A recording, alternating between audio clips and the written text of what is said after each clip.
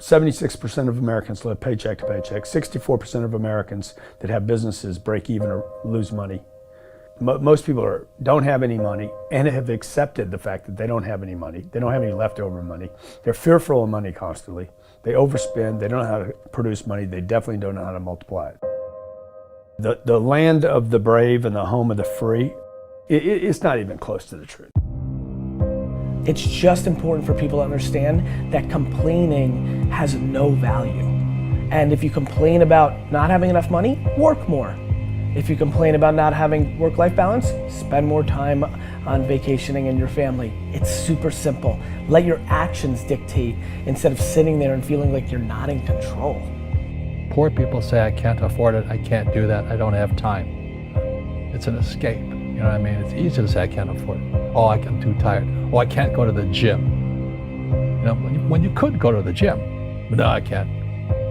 Truth is, I'm just too lazy to go to the gym. Money doesn't have value, right? And this is an important thing that most people don't immediately understand, is that money itself doesn't have value. Money is a vector for transmitting value. It's how you express value.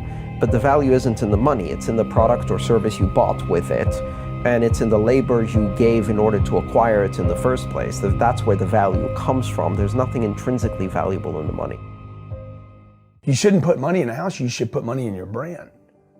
You should put money in the marketing. You should promote yourself, not put money in where you and the kids live. Right. Why is that a mistake? Because it's dead money. I mean, it can't, a house can't make you money. A house does not make you money. The only reason people think a house makes them money is they're comparing it to, if I rent, that costs me money. But, you know, if you need to go to a hospital, you don't buy the hospital. You rent a bed to get out of there as fast as you can.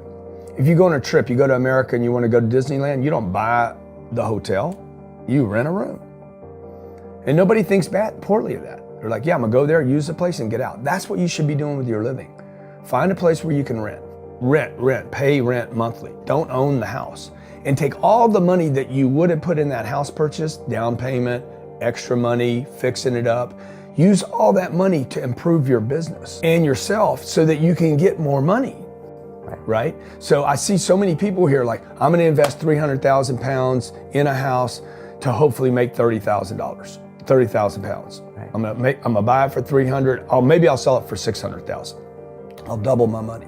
Fixed in one place, by the way, where no money comes to you. Money does not go to homes. Right, and that's a big thing on your career is moving locations. Yeah, I've moved 5 or 6 times. I can move another 4 or 5 times. Because people who stay in the same place get too comfortable. If you study wealthy people, they're mercurial.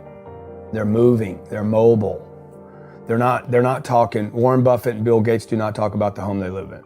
They talk about the places they're going to. They go meet money, they go meet wealth, they go meet connections. People are stunningly accepting of anything if they actually believe that's the purest form of it. I think I'd be less acceptable if I hedged. I really do. People will accept you. People accept everything. Just be you. Be you, and clearly people like react. When you're trying to fake something and you've got bad intent, well then that's visceral and we hate.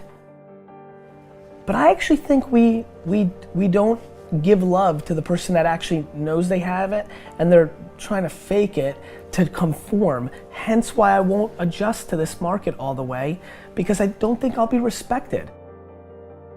I know what my intent is, so why would I be scared? I want to build the biggest building in town. That's who I am. And you know how I want to do that? By building the biggest building in town. And a lot of people want to build the biggest building in town, and you know how they want to do it? By tearing everybody else's building down. Poverty is passed on. It's taught in your families. And middle class is taught in families. And so the people right now who are sitting at home, who are struggling financially or worried about money or unhappy, they may be making a lot of money, but unhappy with what they're doing, it was probably taught to you. You know, your superego was taught, get a job, work hard, or you'll never be rich, or the rich are evil, or whatever. And until you change your mindset, Correct. Money won't help you, right? Correct. And we see that with people that win the lottery, people that make more money, they still have the same problem. Right. Because they have that poor man's soul. Right. If you're poor, you'll always be poor. That's really hard for people to Yeah, understand. the money will disappear that fast. Just like most pro athletes, they make millions of dollars, and 65% are bankrupt 5 years later. It's because they come from poor families. Now you tell them that, they get very angry at you. It's not, it's the rich fault. It's you guys ripped me off and government ripped me off. But unfortunately, what Mr. Lipton was saying, it's passed down genetically. That's the frightening thing. And it's interesting when you commit to something, little gifts just start automatically showing up. It's a phenomenal thing. It's happened my whole career. When I fully commit, somebody will bring me something. Okay. And then keep your eyes open. And by the way, the package may come wrapped in a package you weren't thinking about. Hard work. Or like a voice, or like a person, or maybe from a different direction than you thought, or an offering where you're like, you read something about this and that's not the thing. Like all throughout my career, it's come in weird kind of ways. If you ask for help and somebody shows up at the door, maybe invite them in. Okay. Regardless of what the packaging is or what you've heard about it or whatever. That's really been beneficial to me. Okay. How old are you? 44. I'm 40. Do you know how young we feel? When you were 26, did you ever think that this is what 44 felt like? No. You thought that was finished? Yeah. How old are you? 20. Like, you think a 40-year-old, like when I was 25 years old, I thought a 40-year-old was finished. I don't even feel like I'm starting. Right? Yeah, but when I was 26, I was in a rush. I understand. And all of those guys and girls on the streets last night, when you say that to them, like their face kind of goes blank, because all the stuff they watch, MTV, music videos, it's all about the bling now and the this now and the this now. And MTV's tamed. You start following people on Instagram and it's a disaster. They're all pushing it's all about champagne and private planes and you can get it too and just sign up for my course.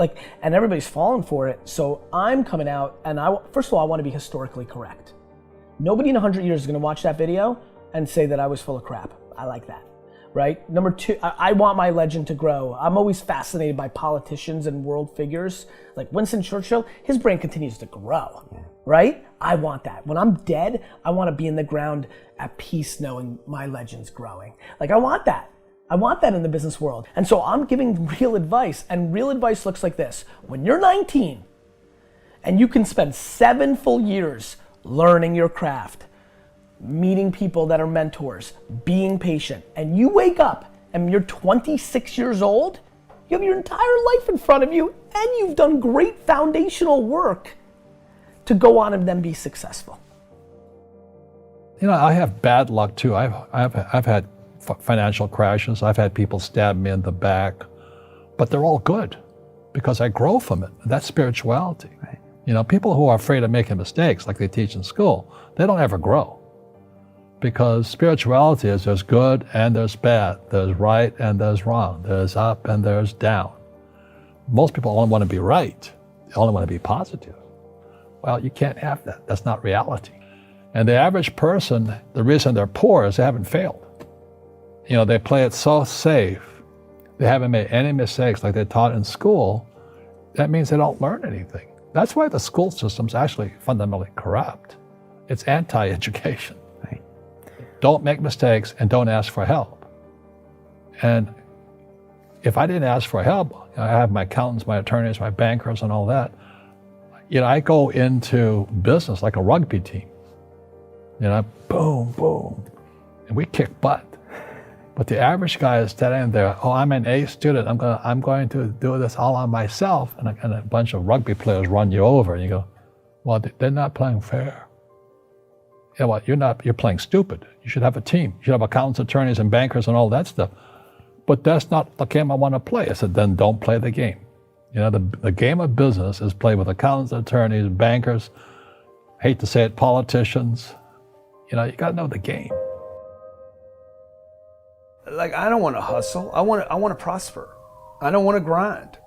I want to create a machine that monetizes. I'm not shameful of money. I want money. I want a lot of money. I want to give money away.